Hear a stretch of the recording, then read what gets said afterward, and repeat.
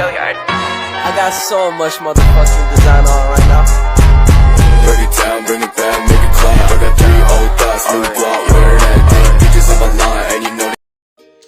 Assalamualaikum warahmatullahi wabarakatuh. Perkenalkan, nama saya Cila Nur Febriati, NIM E1E022082, kelas 2C. Nah, pada kesempatan kali ini saya akan menjelaskan mengenai apa saja sih yang harus dilakukan oleh seorang guru sebagai seorang yang berkecimpung di dunia kependidikan. Nah, langsung saja kita mulai ke hal yang pertama adalah mengenai apa saja sih kompetensi yang ada atau yang harus dimiliki oleh seorang guru. Nah, kompetensi yang harus dimiliki oleh seorang guru yang pertama adalah kompetensi pedagogik, yang kedua ada kompetensi kepribadian, yang ketiga ada kompetensi sosial, dan yang terakhir ada kompetensi profesional. Oke, yang pertama ada kompetensi pedagogik. Kompetensi pedagogik merupakan kemampuan seorang guru dalam mengelola pembelajaran peserta didik. Nah, kemampuan ini itu meliputi kemampuan atau pemahaman atau wawasan seorang guru dan landasan pendidikannya. Nah, yang kedua adalah kemampuan seorang guru dalam memahami psikologi peserta didik. Yang ketiga ada kemampuan seorang guru dalam memahami kurikulum dan silabus. Yang keempat ada pemahaman atau bagaimana cara seorang guru dapat menerapkan pembelajaran yang mendidik. Yang kelima bagaimana cara seorang guru untuk memanfaatkan teknologi. Dan yang terakhir bagaimana cara seorang guru melakukan evaluasi hasil belajar. Selanjutnya ada kompetensi sosial. Kompetensi sosial merupakan kemampuan seorang guru untuk berkomunikasi dan berinteraksi secara efektif dengan peserta didik, tenaga kependidikan lainnya, wali murid atau orang tua peserta didik, dan masyarakat sekitar. Kompetensi sosial ini itu meliputi bagaimana seorang guru itu mampu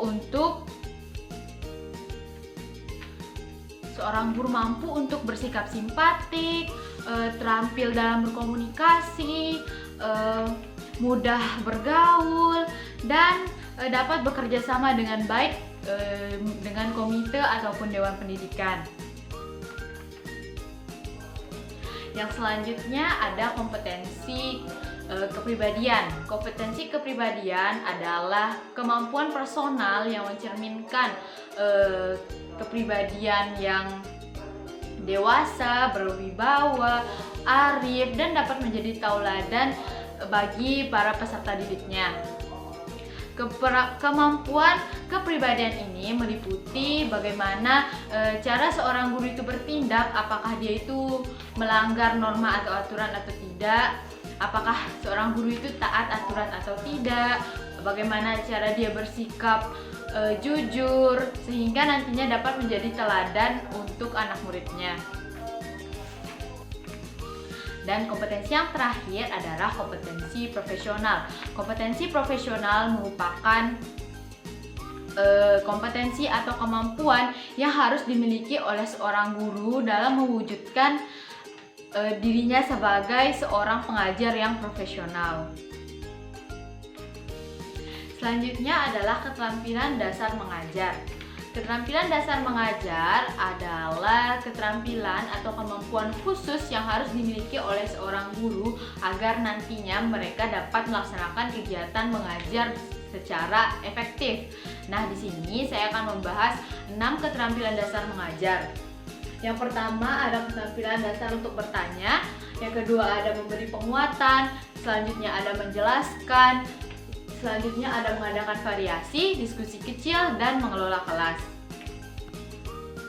Keterampilan dasar untuk bertanya bertujuan untuk membangun minat ingin tahu dari siswa, memfokuskan siswa kepada pokok bahasan yang sedang dibahas, untuk mengevaluasi hasil belajar siswa, dan juga mengembangkan hasil berpikir kritis siswa.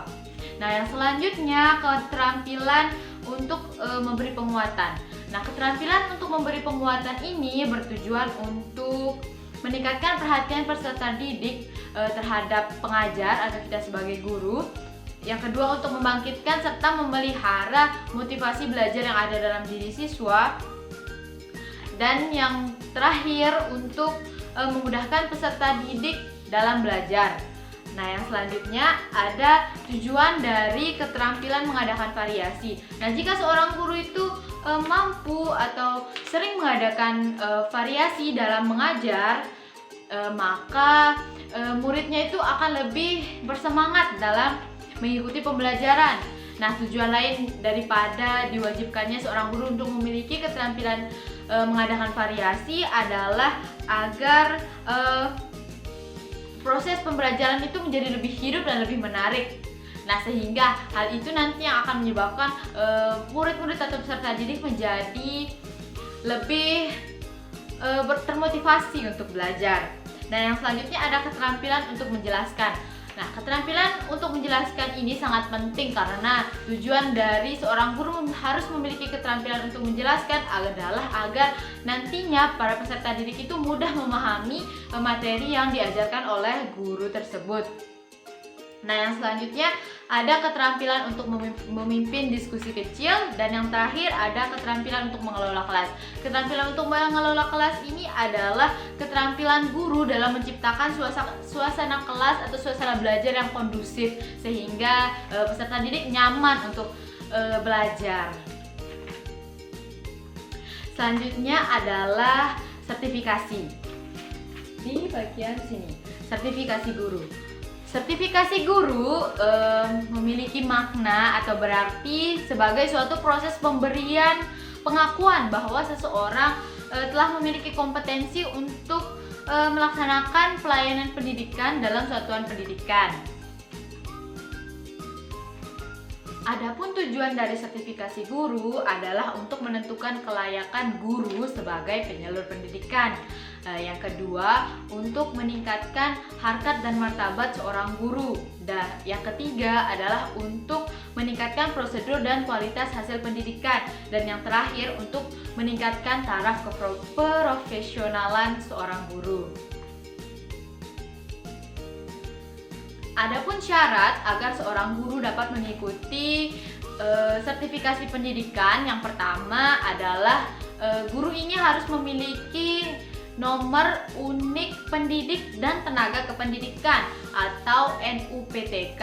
Yang kedua, memiliki kualifikasi akademik strata 1 atau diploma 4. Yang ketiga ada kualifikasi akademik yang dipilih adalah sesuai dengan bidang studinya.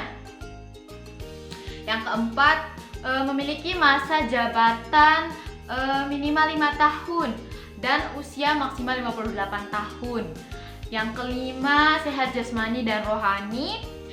Dan yang terakhir, bebas dari narkoba dan obat-obatan terlarang lainnya. Selanjutnya ada supervisi kependidikan.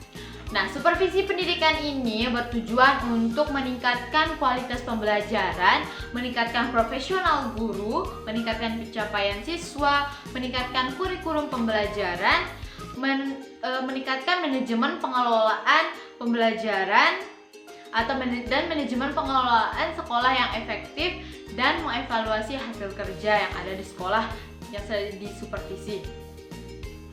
Adapun teknik supervisi itu ada dua, yaitu teknik individu dan kelompok. Nah, teknik individu ini itu dibagi menjadi beberapa bagian lagi. Yang pertama, contoh dari teknik individu itu ada melakukan kunjungan kelas. Nah, biasanya kunjungan kelas ini itu dilakukan oleh kepala sekolah. Yang kedua ada observasi kelas. Yang ketiga ada pertemuan individual. Dan yang terakhir menilai diri sendiri.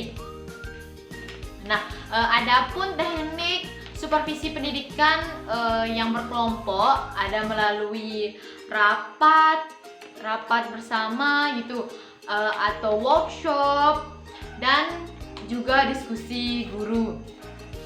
Adapun unsur-unsur yang terkait dengan supervisi pendidikan, yang pertama itu ada kepala sekolah, ada pengawas, ada wakil kepala sekolah bidang kesiswaan, ada guru wali kelas, ada petugas bimbingan dan konseling, juga ada petugas perpustakaan. Nah, Selanjutnya kita akan membahas mengenai organisasi profesi keguruan. Nah, apa sih organisasi profesi keguruan itu? Organisasi profesi keguruan adalah wadah yang berfungsi untuk menampung dan mengatasi masalah-masalah yang dihadapi yang berkaitan dengan dunia pendidikan, dan masalah ini itu diselesaikan secara bersama-sama.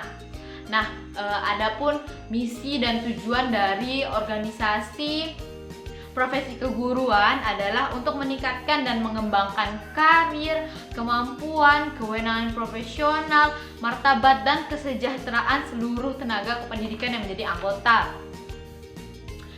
Nah, adapun contoh dari organisasi profesi keguruan ada PGRI,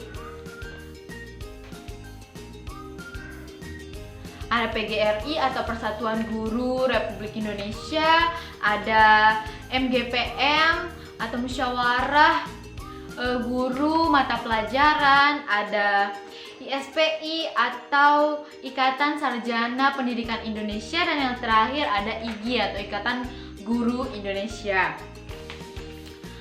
Adapun fungsi lain dari organisasi profesi keguruan ini adalah ada fungsi pemersatu dan fungsi peningkatan kemampuan profesi.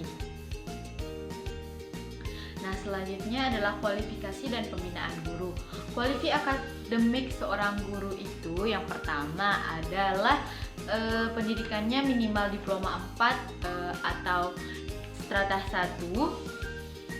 Yang kedua adalah latar belakang pendidikannya itu latar belakang pendidikan guru itu sesuai dengan bidang studi atau mata pelajaran yang diajar, dan yang terakhir memiliki sertifikat guru.